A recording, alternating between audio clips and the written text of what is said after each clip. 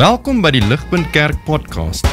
As Ligpunt Gemeente is dit ons begeerte om God te verheerlik deur disippels te wees wat disippels maak en 'n kerk te wees wat kerke plant. Geniet hierdie week se preek.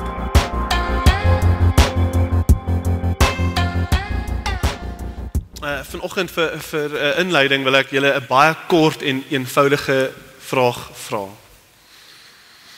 Wat glo julle is die mens se grootste nood?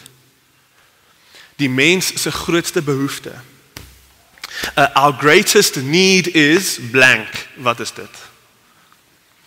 Net dit. Ek wil net daai vraag by julle los. Ek wil julle aanmoedig, vat 'n oomblik en beantwoord die vraag. Sit iets daar en maak 'n mental note. Wat glo jy is die mens se grootste nood?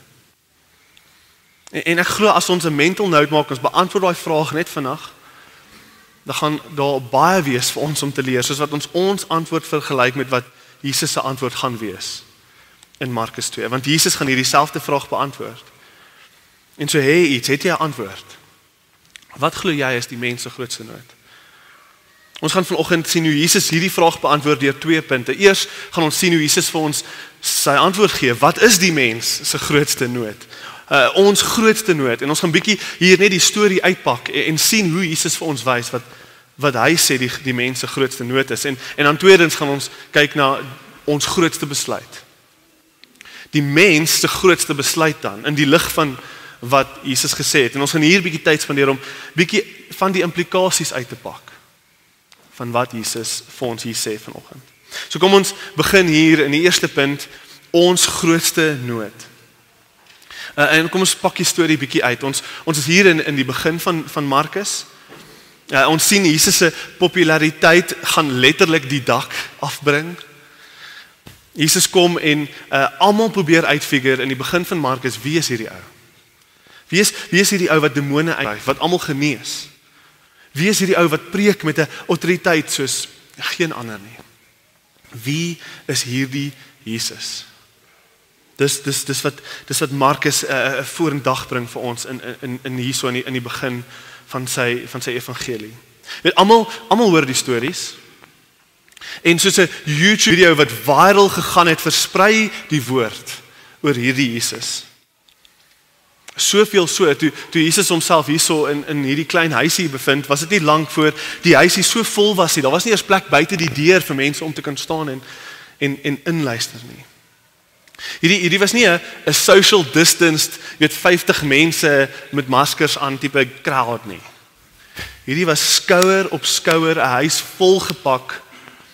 Almal stamp aan mekaar en almal wil so naby as moontlik aan Jesus kom soos wat hy in hierdie klein huisie sit. Ons praat van crowds. Skouer teen skouer. En dan in vers 3 kom hierdie 4 ouetjies hier aan. En van ver af, sommer van ver af, daar's soveel mense hulle kan sien, hulle staan nie 'n kat se kans nie.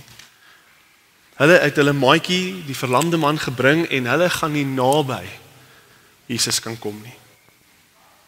En ek kan myself half indink hoe die gesprek moes gegaan het. Hulle kyk van ver af wat daar aangaan hulle en die eerste ou sê vrek ouens, kom ons gaan my huis toe. En die tweede ou sê ja nee, hy sê half grappig, ja nee, weet jy, ons gaan letterlik die dak moet grawe om by Jesus uit te kom. En hy lag so half. En die derde ou is mismoedig en hy sê nee ouens, kom ons doen dit. Hoekom nie? Kom ons grawe deur die dak. Kom ons grawe deur die dak. Die vierde ou sê, doen wat? Deur die dak? Nee man, wag jy, ons kan nie net die dak afruk nie. En die derde ou sê weer, ons het nie 'n ander opsie nie. Ons spel het geen ander hoop vir lewe nie. Elke dag lê hy net daar. Ons voer hom. Ons was hom. Ons sit vir hom doeke aan. Ons moet hierdie kans vat, boys. Moenie vergeet van wat mense sê oor hierdie Jesus nie. Kom ons gaan grawe deur die dak. En daar inspireer hy hulle en hulle gaan. Hulle het geen ander hoop nie. Hulle gaan deur die dak moet grawe. Ons lees in vers 3, Jesus preek. Hy preek vir almal wat daar om hom sit. Nou as jy gedink het, jou kinders trek jou aandag af van Sondag se preek af. Verbeel jou, Jesus is besig om te preek en jy sit en luister lekker en daar begin stukkies grond op jou val. Letterlik grond en stof en jy kyk op en daar ruk hulle 'n stuk hout, was 'n plat dak en daar ruk hulle 'n stuk hout af van die dak. Nie lank daarna nie, sit almal, Jesus self spreek nie meer nie, niemand luister meer vir hom nie, almal sit in afwagting en kyk na hierdie gat in die dak. Jy hoor selfs daar agter in jou oor, die eienaar skree, "Hey, wat doen jy met my huis?" Almal kyk in afwagting van wat gaan deur hierdie gat kom? Wat gaan aan daarbo? En dan voor almal sak daar 'n dun, sieklike, arme, verlamde man neer op 'n mat. Soos 'n ou handdoek wat hulle hom in toevou en hulle sak hom neer. En skielik soos wat almal hierdie man sien neerdal, maak alles sin. Alles maak sin. Jesus noem die verlamde man, toe hy praat met hom in Hebreëus, noem hy hom son, hy noem hom seun. Letterlik in Hebreëus teknon, child. So 'n jong man gewees. Hy was dalk 'n jonger boetie van die 4. En die 4 seuns het hierdie jong man jammer gekry. Dalk was hy een van die 4. Dalk was hy die 5de maatjie en hulle het eendag gespeel en toe breek hy sy nek.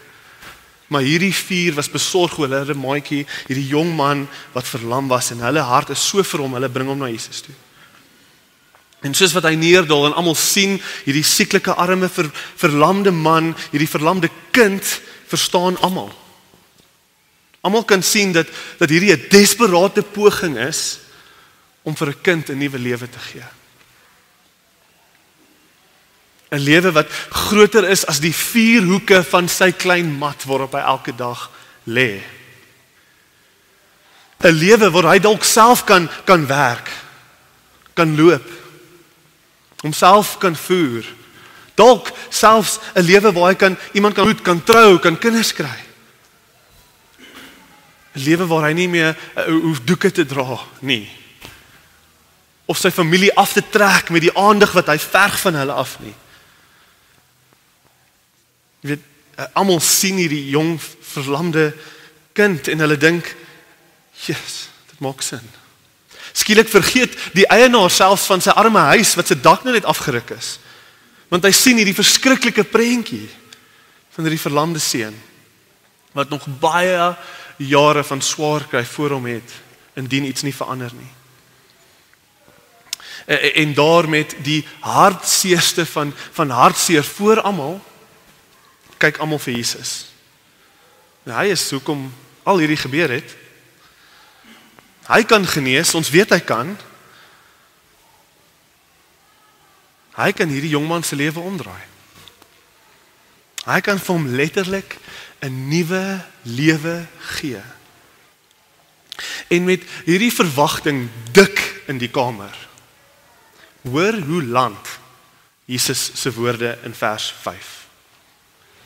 Almal kyk vir Jesus.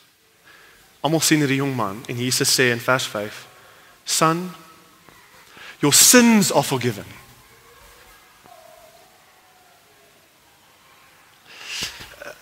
Jesus, ek dink nie dis wat ons in gedagte gehad het nie. Jesus, sien jy wat ons sien? Ons ken hierdie jong man, hy bly hier by die straat af. Ons weet waardeur gaan hulle. Jesus, sien jy die nood wat ons sien? Vergifnis? Vraagteken? So kyk, weer eens moet ons sien. Jesus mis of heeltemal die punt,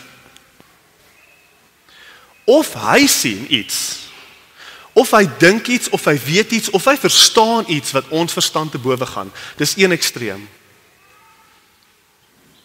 Ons sien 'n verlamde jong man en die nood is obvious.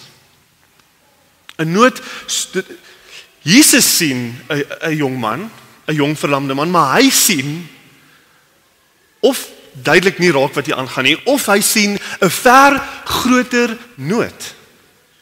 'n Nood, 'n behoefte so groot, dis groter as 'n verlamde lewe. Dink aan wat ek sê. Jesus sien 'n nood wat groter is as iemand wat vir 'n lewenslange verlamde lewe moet lei.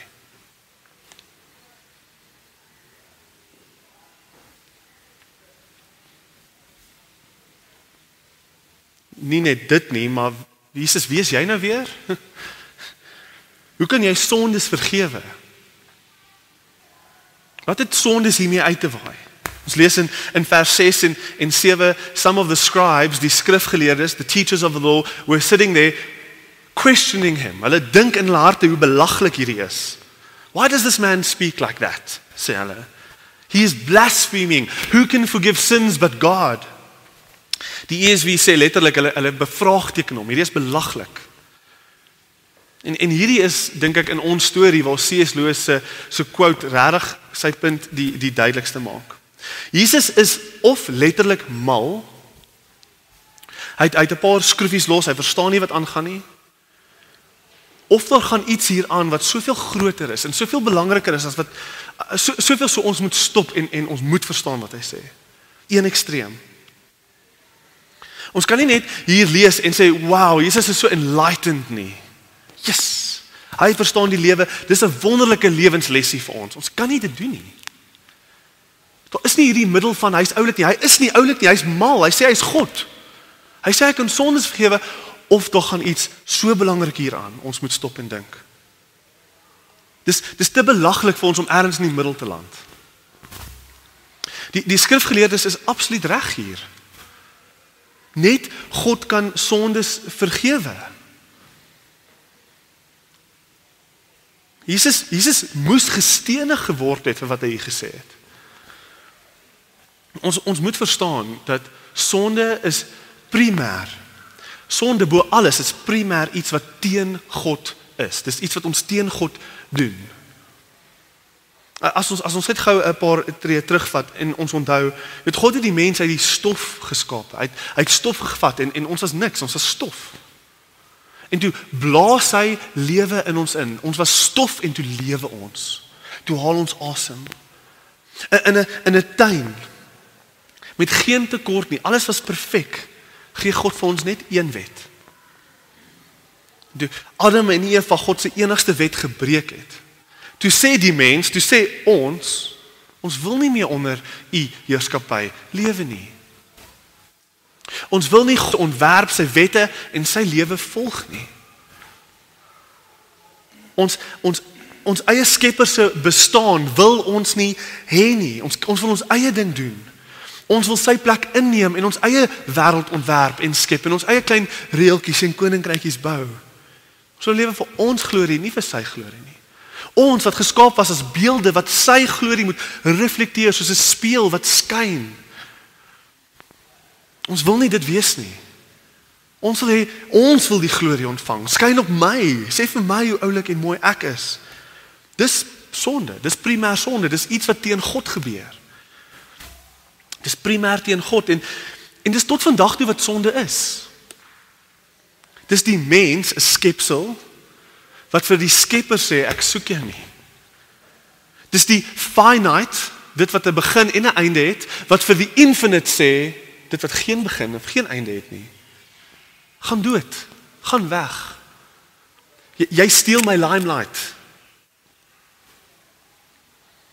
R.C. Sproul sê, hy skryf baie oor die gewig van wat sonde is en hy sê, when I sin, I am challenging the authority, the dignity, the holiness and the power of God. I'm challenging it. It is an act of supreme ingratitude toward the one to whom we owe everything, to the one who has given us life itself. It is an act of cosmic treason. Cosmic treason. Sonde is primêr iets wat ons teen God doen. En wanneer ons begin waardeer Net hoe erg hierdie cosmic treason is, hierdie ons wil God nie meer in die prentjie hê nie. Hoe erg ons situasie is voor God. Net dan kan ons begin waardeer wat Jesus hier sê. Dis die punt wat die skrifgeleerdes probeer maak. Net God kan vergewe, want God is die een teen wie ons gesondig het, primêr. Hy het die reg om te kan vergewe, want hy is primêr aangeraak deur ons rebellie. En so, wanneer Jesus hier sê van homself, ek kan sondes vergewe, ek vergewe jou. Wanneer hy homself in God se posisie sit en hy vergewe, asof hy die een is teen wie gesondig het, dan is dit ongelooflik. Dit was insane vir 'n mens om so iets te sê. In C.S. Lewis se eie woorde, Jesus is behaving as if he really was the person chiefly offended in all offenses. Dis wat ons hier moet sien, Ligpunt. Vriende, besoekers, ongelowige, sien hier raak. Jesus is of mal, of hy sien en dink en verstaan iets wat ons verstand te bowe gaan, en hy is die gestuurde van God, en hy is God op aarde. Ons sien 'n verlamde jong man, en vir ons is die nood obvious. Geef hom 'n nuwe lewe. Besef jy waardeur hy gaan dag tot dag. Genees hom, Jesus, jy kan jy nie sien wat aangaan voor jou nie. Maar Jesus sien 'n groter nood. Jesus sien 'n groter behoefte. Hy sien 'n jong verlamde man en hy gee wel vir hom 'n nuwe lewe. Maar hy spreek 'n ver groter behoefte aan as wat ons onsself kan indink. Groter selfs as 'n verlamde lewe. En regtig dan word die vraag, Johan, wat kan erger wees? Wat se behoefte kan erger wees as hierdie jong man se verlamde lewe? Wat se behoefte is daar moontlik? Net een ding kan erger wees as om vir jou hele lewe lank verlam te wees. Net een ding is erger as dit. En dit is om onvergeef onsself te vind in die hande van 'n almagtige God. Om jouself te vind voor God met geen antwoord vir die cosmic treason waarvoor jy skuldig is nie. Net dit is erger as 'n verlamde lewe. En Jesus spreek dit aan. Jonathan Edwards het 'n baie bekende preek geskryf, Sinners in the Hands of an Angry God. En hy sê die volgende, lees saam met my. The wrath of God is like great waters that are dammed up for the present. They increase more and more. They rise higher and higher until an outlet is given. And the longer the stream is stopped, the more rapid and mighty its course, when once it is let loose. Thus it will be with you that are in an unconverted state, if you continue in it. The infinite might and majesty and terribleness of the omnipotent God shall be magnified upon you in indescribable strength of the torments you feel, of your torments, so that your punishment will indeed be infinite. Oh, who can express what the state of a soul is in such circumstances?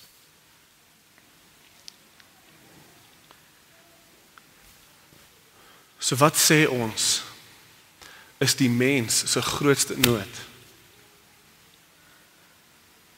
Is dit geld? Verhoudings?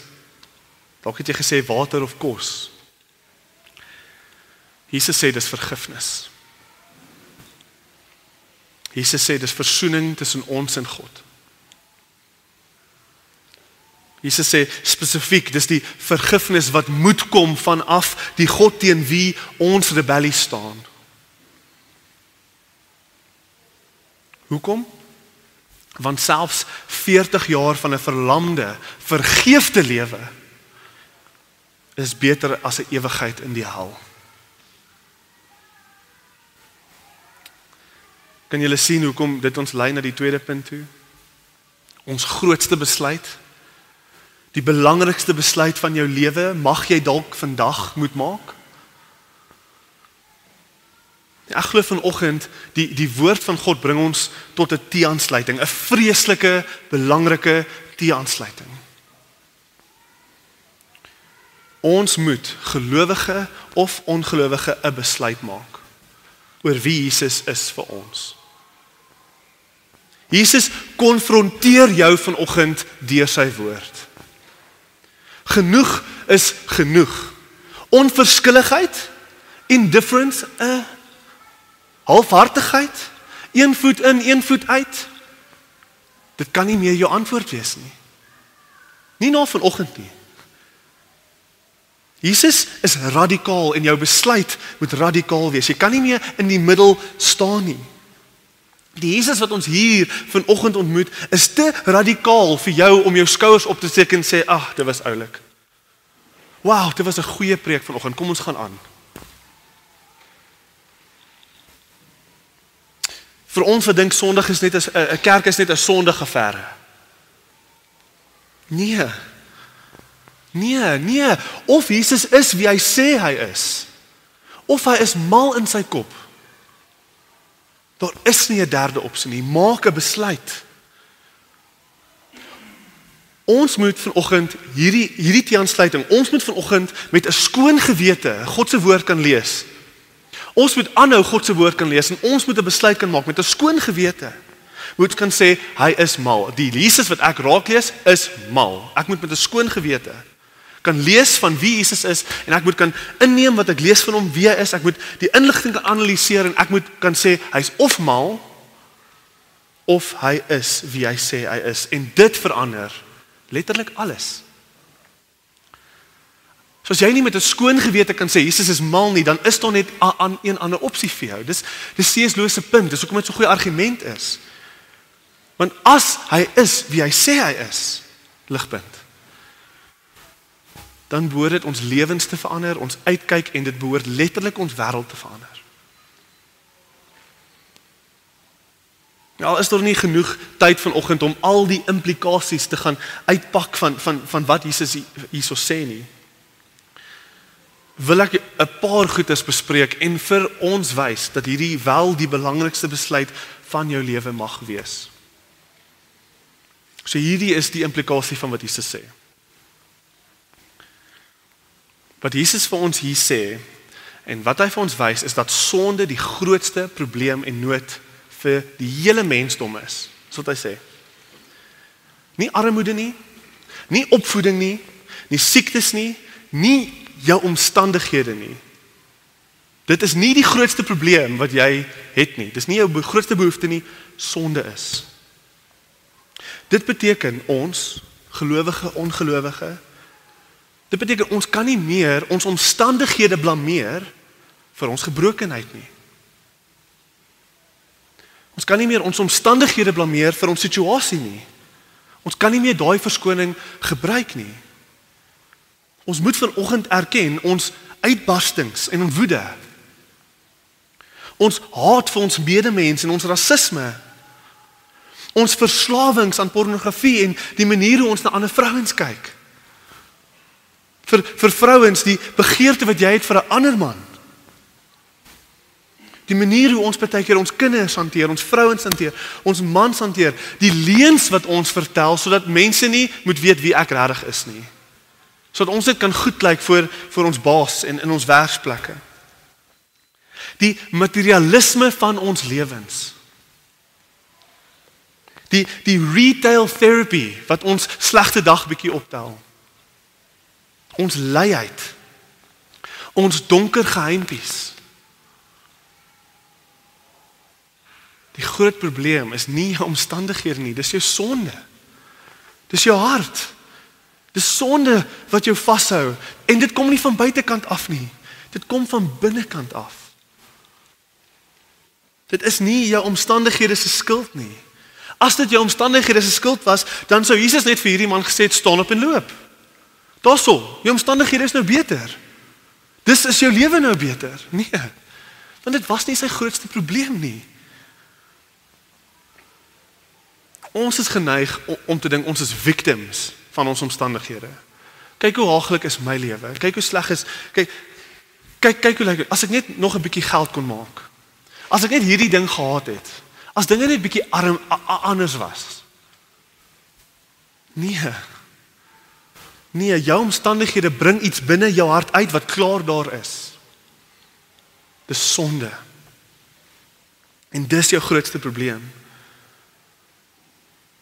As dit regtig ons omstandighede was, dan sou die rykstes van die rykstes in ons wêreld nie probleme gehad het nie en hulle sou verseker die heiligste gewees het onder ons. Maar dis nie waar nie. Letterlik, die rykstes van die rykstes in ons samelewing het meer probleme as die armstes van die armstes. Want sonde is die probleem. Jesus sê presies hierdie in Markus 7.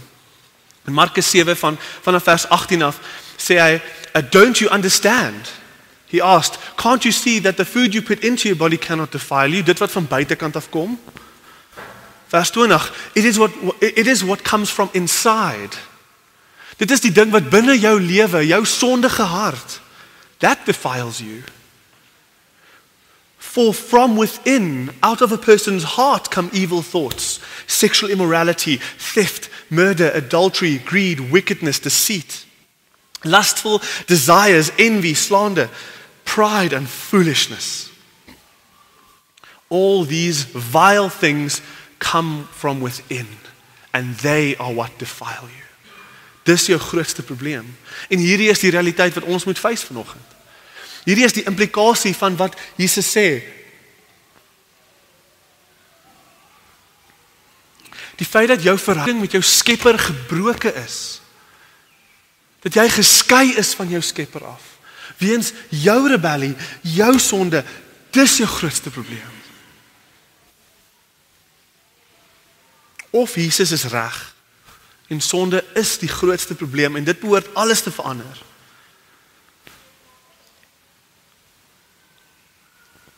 En ons kort hom soos meer as die verlamde man om nodig gehad het. Ons kort hom want ons is geestelik verlam.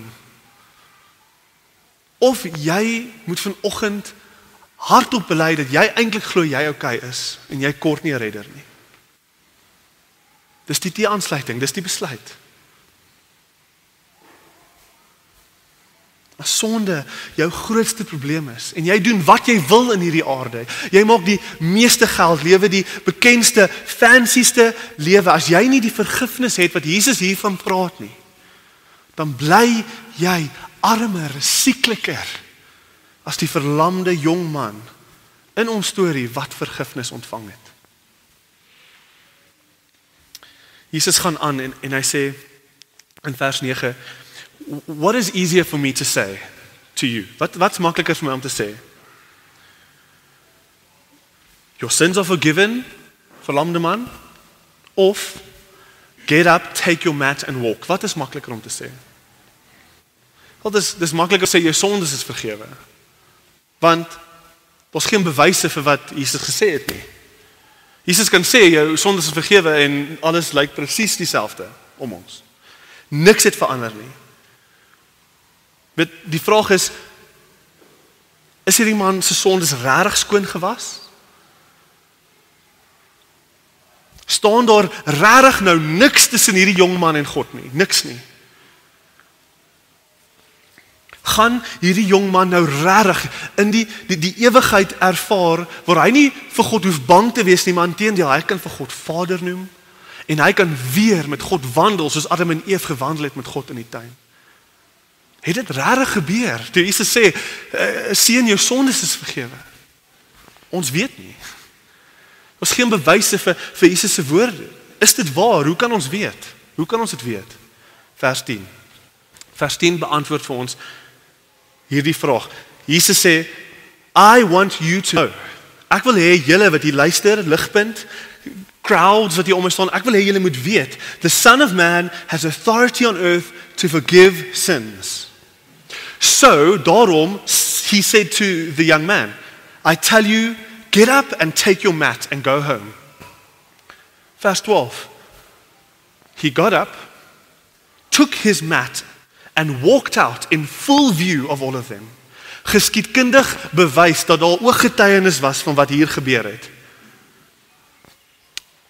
Walked out in full view of all of them, amazed everyone, and everyone praised God and said, we have never seen anything like this. Wat fisies onmoontlik is vir Jesus om te sê, vir iemand wat verlam is, staan op en loop. Dis onmoontlik. Dis baie moeiliker om dit te sê, want dadelik word Jesus se woorde getoets. Sy woord word bewys, wanneer Jesus praat, gebeur die dinge wat hy sê gebeur, of doen dit nie. So Jesus bewys dadelik sy vorige claim tot vergifnis. Jesus sê, ek wil hierdie punt maak. So hy sê vir die jong man, staan op en loop. En laat dit dien, nie as 'n bewyse dat ek jou omstandighede wil verander nie, dat ek jou wil genees eerste nie. Nee, dis nie Jesus se eerste behoefte en belangrikste behoefte vir jou lewe nie. Hy sê, staan op en loop, sodat dit 'n bewyse kan dien vir almal hier, dat ek jou sondes vergewe het. Staan op en loop, jongman. Staan op en loop, jongman. Jy het iets vanoggend ontvang wat meer waardevol is as 70 jaar van lewe op hierdie aarde. Jy het die ewige lewe ontvang.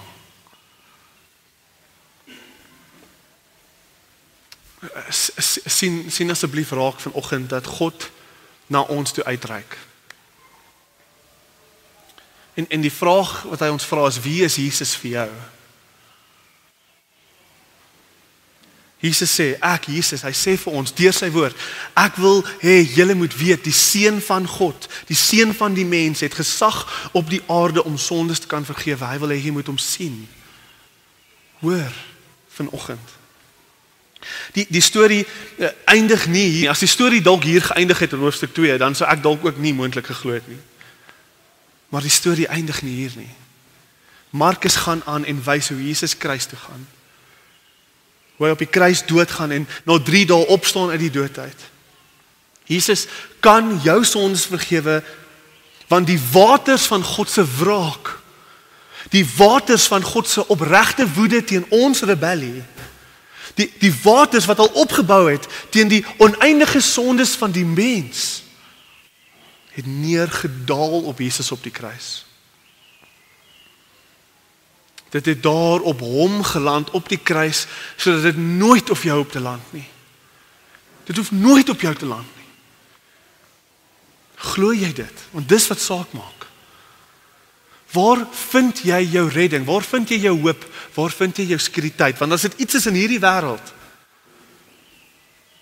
dan is daar 'n wêreld wat nog kom. En daar's 'n God waarvoor jy nog moet staan. Glo jy in hierdie Jesus?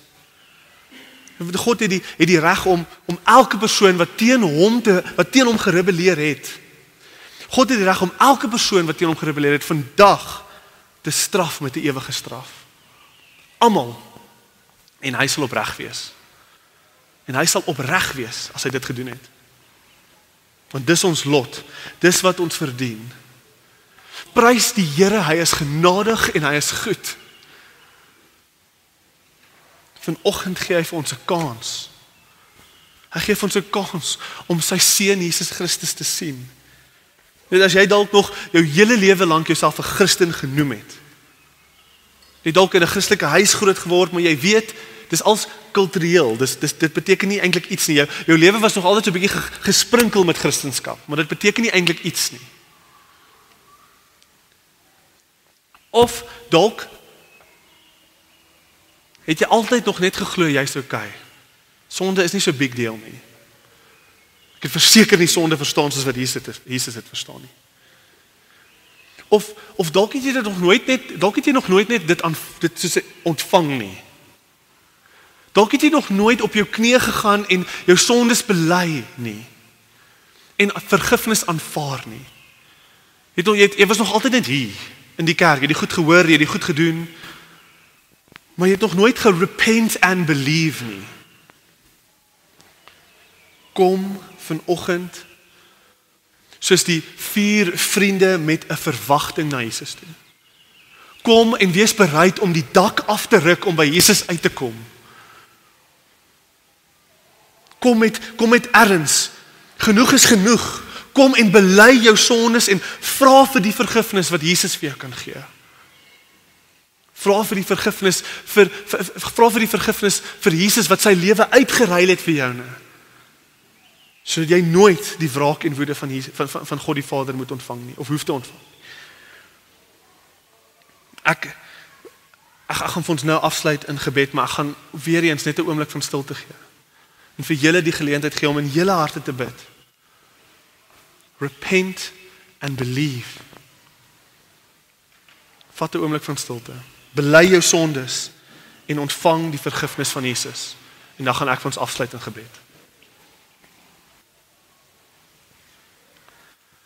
Almagtige God en Vader, ons kom en ons bely ons sondigheid voor U. Ons bely ons cosmic treason, ons rebellie, ons begeerte om U te wil dood hê, sodat ons konings kan wees van ons eie lewens, ons bely dit. Vader, ons bely ons halfhartige, een voet in en een voet uit Christelike lewens. Vader, ons bely ons verslawings. Ons bely ons donker en diepste geheimpies. Vader, ons nederig onsself voor U en al hoop wat ons het is die genade van U Seun Jesus Christus. Vergewe ons, almagtige God en Vader. Verander ons en maak ons nuwe mense. Kom vervang ons harte van klip met harte van vlees en kom bring lewe waar daar dood is. Bid dit in Jesus naam alleen. Amen.